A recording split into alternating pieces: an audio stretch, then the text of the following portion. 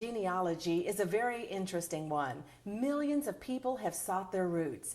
I remember when Alex Haley looked for his roots and came up with a wonderful story about his family and their history. I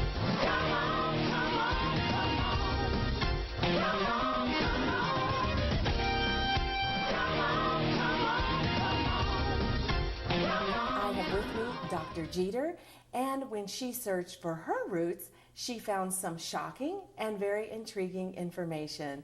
Dr. Jeter, thank you so much for being here. It's wonderful to be invited to your show. Well, I think that your information is so intriguing, and I think the viewing audience will agree that opening the door to your past can sometimes bring you joy, sadness, money, a lot of things. What did it bring you? Well, you know what, Amy Jo, I call it Adele's journey. Okay. Because it's been like an up and down thing. Some of it was joy when I realized who it was and the connection, and then there was some fear involved when I realized his connection with the Ku Klux Klan and how deep it rooted into his family. But wait a minute. In your past, the Ku Klux Klan is involved? Yes. You see, I found out that I am the 5th generation descendant, direct bloodline, to General Nathan Bedford Forrest. Wow, now that is a famous name. That's a mouthful.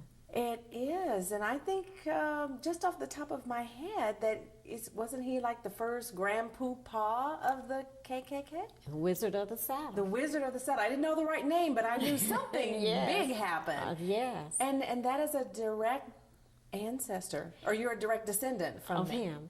Well, his idea was to have a gentleman's club, but it escalated over a period of time into something that became horrifying for black people and black slaves. Yes, yes. And as he progressed in years, he tried to undo, but it was just out of hand at that time. So as a result, before he died in 1877, he was the first white man to give a pallbearer speech for freedom for the black man.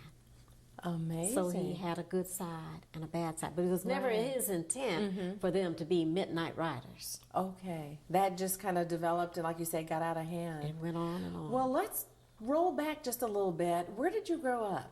Well, I was born and raised in Los Angeles. Okay. And my great-grandmother was from Florence, Alabama. And ironically, Nathan Bedford had his station in Florence, Alabama. That was his territory. So why did you eventually move to Las Vegas? Oh, I came to visit my daughter one year, just before Mother's Day, and she said, oh, come on up and visit. And I said, well, you know how I am about Mother's Day. She said, okay, but come on up anyway. So I came up here, and I got sick. Oh, okay. And got sick with high sugar diabetes. And as a result, I just ended up staying here. She said, Mom, you live too far away. You know, if you don't get better, you need to be close by. So I just ended up coming up here to live.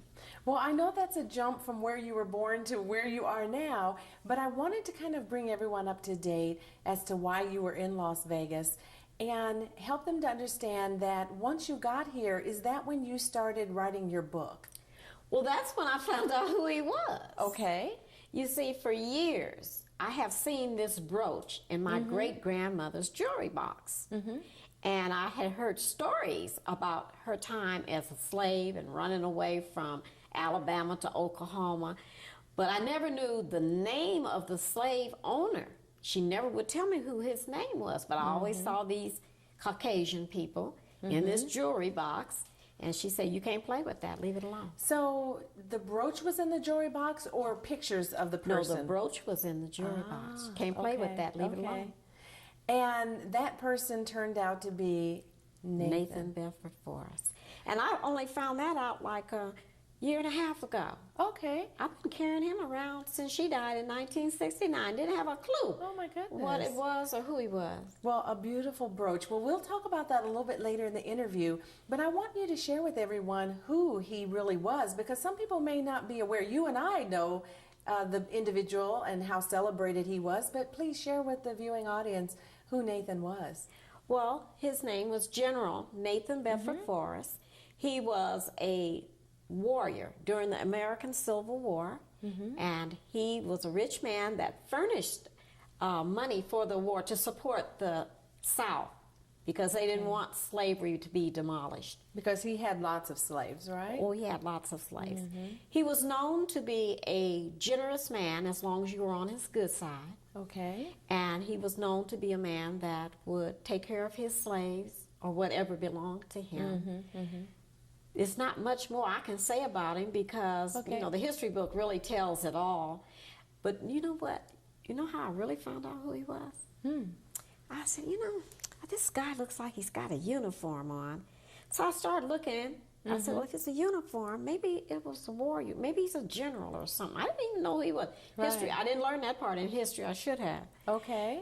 So I said, well, Abraham Lincoln was the president during that time. Okay. So I went to the internet, looked up Abraham Lincoln, and asked for the war generals and warriors under him, hoping that you might find him. So let me interrupt you because I'm going to let you come back from the break and explain the rest of that story because I think it's very interesting and one that the viewers will enjoy. Sounds good. Okay, we're going to a quick break. When we come back, we're going to help you to appreciate how she found out who the general was. Stay in your chair, don't go anywhere. We'll be right back. Well, I'm glad we could all come together today to share. So tell me, how are things, really? Great! Ah, holding hands, I see. Seems we've made some real progress. What's been happening? Legal Shield? That's what's happening. It's totally saved our marriage.